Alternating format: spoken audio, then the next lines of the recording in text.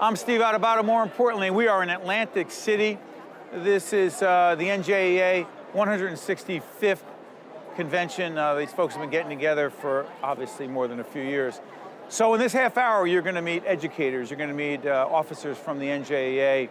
We also talked to the Commissioner of Education, the keynote speaker here, talking about issues that matter to our children, the students of today, what it's like to be an educator in today's classroom, new technology and the impact that it's having, issues of race, issues of diversity and inclusion, all kinds of issues that impact our children, your children, my children, and the great teachers who teach them every day at the NJEA Convention.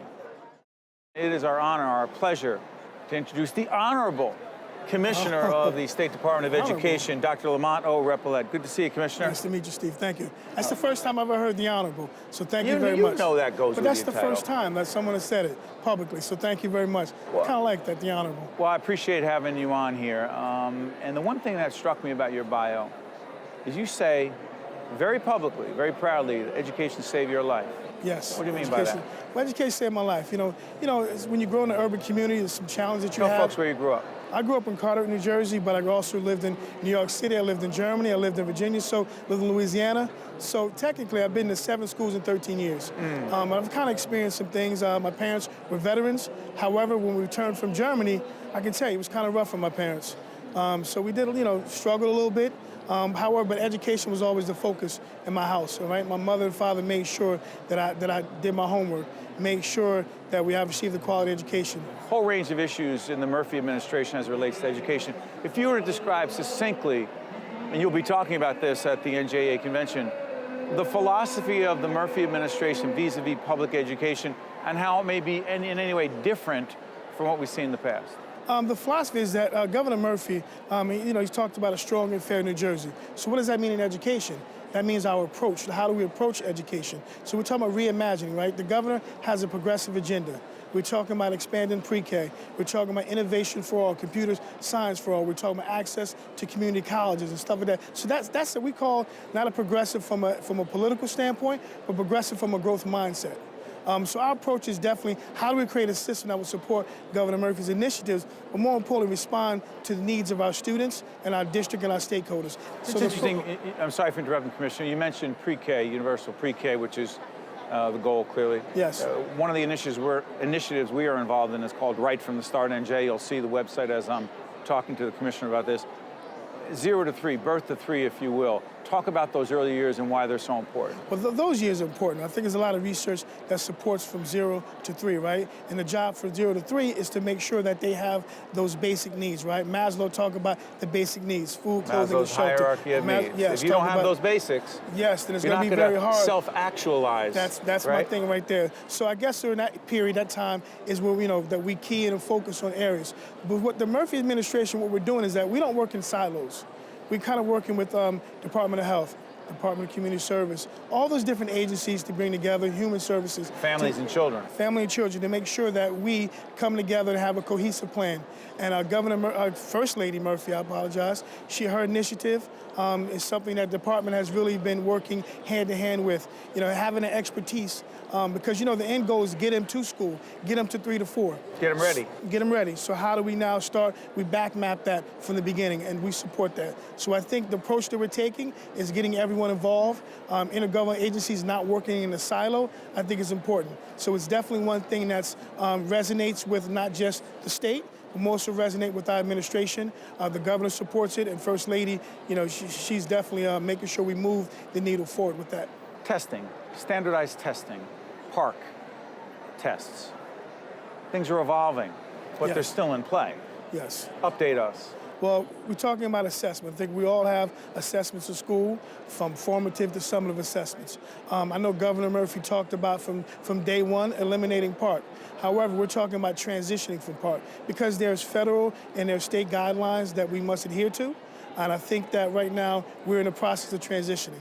The State Board, in conjunction with the Department of Education and even the legislators, we work together to kind of change some of the regulations, right? Trying to ease it up, try to give more support. Why do you need to do that? Devil's advocate, why wouldn't you just say, We need lots of standardized testing. That's the only way to really measure student performance and, if you will, the performance of teachers. Some think that. You say?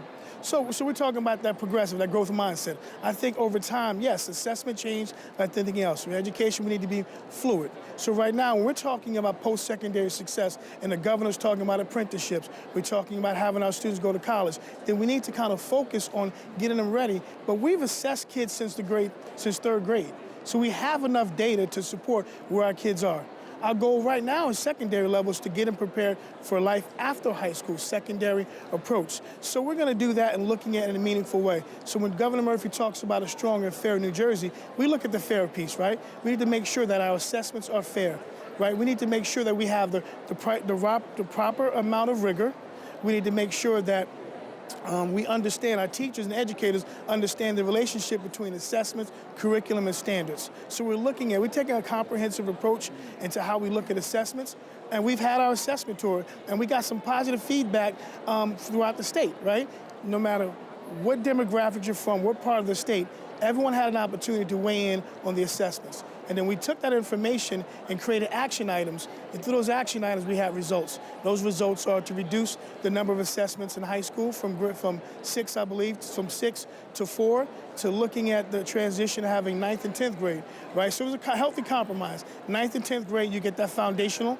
And then 11th and 12th grade, we start preparing for secondary success. But not lowering standards at all. No, Okay, we're not. Be clear. No, the one thing about within New Jersey, when it comes to us being ranked perennial, within the top 3, we're ranked number 2. Public education. Public education, that's because of great educators like here in NJEA and our administrators and our parents, but more importantly, our students. And that's what it's all about, our students. That's our core. Where are we in terms of school funding, in terms of state funding to public schools, and are we where we need to be? I think right now, I'll say this, as a practitioner, someone over the last 10 years have been involved in education. I'm excited that Governor Murphy has invested in education. I think the new funding formula, A2S2, allows us to actually plan for the future. Let's clarify that, the state funding formula as to which districts get how much, because there are some who believe that there are certain districts that were getting too much, others not getting enough. Yeah, so that's just why, not fair. So when the governor talked about modernizing it, I think we need to have a deep dive into our formula to make sure that local shares can afford to pay their local shares, but also make sure that there's adequate resource available for those students who may need it. Because the formula, when you look at the formula, it's not just enrollment. It's the demographics of the students that make up that. So different districts have different demographics and different needs. We need to make sure that we modernize our formula to be able to address the needs of our students, to provide a thorough and efficient education, but also make sure that those districts have the opportunity through whether it's local share to make sure that they can afford to do that as well. So we have to have a happy balance. So the discussion will continue in the department. I know that the governor is committed to ensuring that we have a formula that's fair, because stronger and fair New Jersey. Commissioner, I want to thank you for joining us here at the NJEA Convention, and we appreciate your time. We look forward to continuing the conversation about our children. Thank you very much. The preceding program has been a production of the Caucus Educational Corporation, celebrating over 30 years of broadcast excellence. Funding for this edition of Caucus New Jersey has been provided by New Jersey Sharing Network, TD Bank, the Turrell Fund, supporting Right from the Start NJ, the Robert Wood Johnson Foundation, PSE&G, Atlantic Health System, and by the Russell Berry Foundation. Transportation provided by Airbrook Limousine, serving the metropolitan New York, New Jersey area. Caucus New Jersey has been produced in partnership with TriStar Studios.